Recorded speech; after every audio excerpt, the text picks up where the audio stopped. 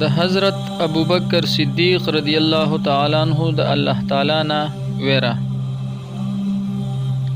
حضرت ابوبکر صدیق رضی الله تعالی عنہ چې په اجماع د اهل سنتو د نبیانو نه علاوه د ټولي دنیا د بنیادمو نه بهتر دی او د هغو جنتی کېدل یقیني دي.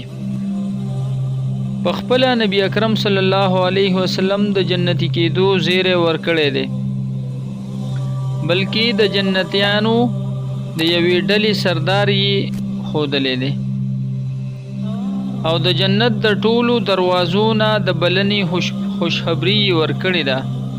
یعنی چې جنت د ټولو دروازو نه چې په کومه دروازه ته داخلېږي نو داخلېدی شي. او دا یې هم فرمایلی دي چې زما په امت کې به د ټولو نه اړومبی ابوبکر صدیق رضی الله تعالی عنہ جنت کې داخلېږي. د ټولو فضیلتونو سره به حضرت ابوبکر صدیق رضی الله تعالی عنہ فرمایل ارمان چې زه ونه وی چې پرېکړه شوی وي. کله به یې فرمایل ارمان چې زه واښه وی چې څاروي خوړلی وی. کله به یې فرمایل ارمان زه د چا مومن د بدن ویښته وی. یو وار یو باغ ته تشریف یوړو، یو زناور یې ناس ولیدو، یخه سویلی یې وکړو. وی فرمایل چې ته څومره په مزو کې خریس خی، یعنی خریس کې د ونو سورو کې ګرځي او په آخرت کې پتا هیڅ حساب کتاب نشته. یعنی آخرت کې د قیامت پر ورځ تا سره هیڅ حساب کتاب نشته نه کېږي. یعنی ارمان ابوبکر هم ستا په شان وی. دا څومره لوی صحابي او څومره مرتبه وه او د هغه دا ناشنا خبرې دي.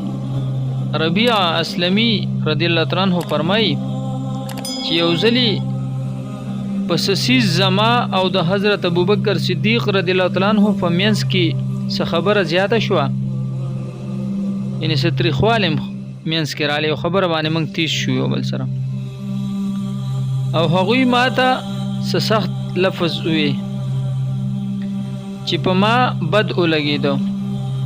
زر ورته خیال راغی چې ما ته یو فرمایل ته هم ما ته ووایه. یعنی زر واپس ما ته څه ترخه خبره وکړه او بیا یې ابوبکر صدیق رضی الله تعالی عنہ ربیع اسلمي رضی الله عنه وایي چې بیا یې ما ته وویل چې ما ته اوس دغه شانته ته ووایه. ما خو تاسو ته یعنی ترخه او تیزه خبره وکړه، یعنی ما ته یو فرمایل چې ما ته اوس دغه شان ووایه چې بدله خلاصه شي. ما د ویلو نه انکار وکړو، نو وی فرمایل چې ووایه ګنې نبی علیه الصلاۃ والسلام ته به ورشم عرض به وکړم. په دې مې هم جوابي لفظ ویلو نه انکار وکړو، نو فاسدو لاړو، یعنی فاسدو لاړلو. د بنو اسلم څه خلق راغله وی ویل دا هم عجیبه خبره ده چې په خپله یې زیاتې هم وکړو او بیا نبی علیه الصلاۃ والسلام ته شکایت هم په خپله کوي. ما وویل تاسو پیژنئ دا څوک دی؟ دا ابوبکر صدیق رضی الله عنه دی. که چرې دی خفه شو نو د الله تعالی نیازبین رسول صلی الله علیه وسلم به زمانه خفه شي او د هغه په خفګان باندې، یعنی د نبی علیه الصلاۃ والسلام په خفګان به الله تعالی جل شانه ناراض شي. نو د ربیع په هلاکت کې څه شک دی؟ یعنی بیا خو ربیع هلاک شو. دین پس نبی علیه الصلاۃ والسلام خدمت کې حاضر شوم او قصه مې عرض کړه.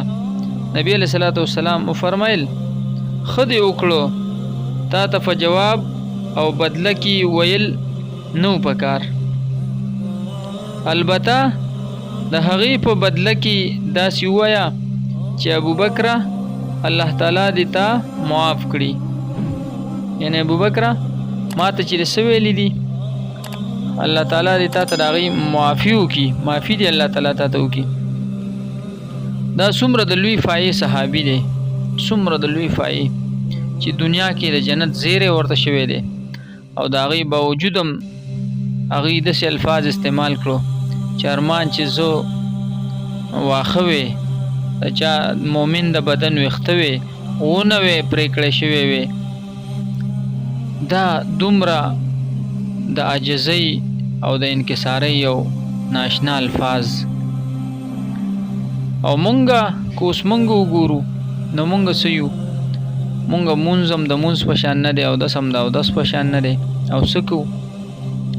دومره تکبر، نیک اعمال هم د اعمالو برابر نه دي، مونځ هم د مونځ په شان نه دی، ټول هر څه هم ګډ وډ دي، نیک اعمال خو د سره شته نه. او د هغې باوجودو مونږ د جنت ټیکهداران یو. بس الله غفور الرحیم دی، الله به هم بخي نه. الله تعالی به حساب کتاب کوي، سخته ورځ را روانه ده. هغې چې دا کمې خبرې کولې نو دا ټولې د الله د یرې نه چې کاش چې زه دا وې او کاش چې زه دا وې چې ما سره حساب کتاب نه وې. یعنې د حساب کتاب یو ګرانه او سخته مرحله مونږ باندې را روانه ده، ډېره سخته ده، ډېره. اول خو قبر را روان دی، د قبر چې کومه زندگی ده، قبر کې کوم وخت تېرول دي، قبر کې کوم حالات راتلل دي، هغه را روان دي، هغه ډېر زیات ګران دي.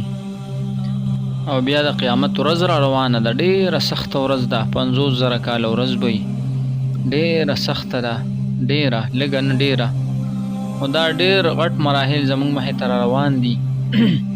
الله تعالی دې مونږه د صحابو په نقش قدم باندې روان کی. الله تعالی دې مونږ نه هغه کارونه واخیستی چې الله تعالی او د هغه حبیب پې خوشحالیږي، او الله تعالی دې مونږ ته د هغه کارونو توفیق نه راکوي، د هغه خبرو د هغه کارونو چې کوم باندې الله تعالی او د هغه حبیب خفه کېږي. الله تعالی دې زمونږ د څومره ګران سفر را روان دی د قبر د قیامت، الله تعالی دې مونږ ته د آسان کی، او الله تعالی دې مونږ د دې مراحلو نه په اسانه باندې پې تیر کی، او الله تعالی دې رضا شي. الله تعالی دې خپل فضل او کرم باندې مونږ ته مغفرت نصیب کی. واخر دعوانا الحمدلله رب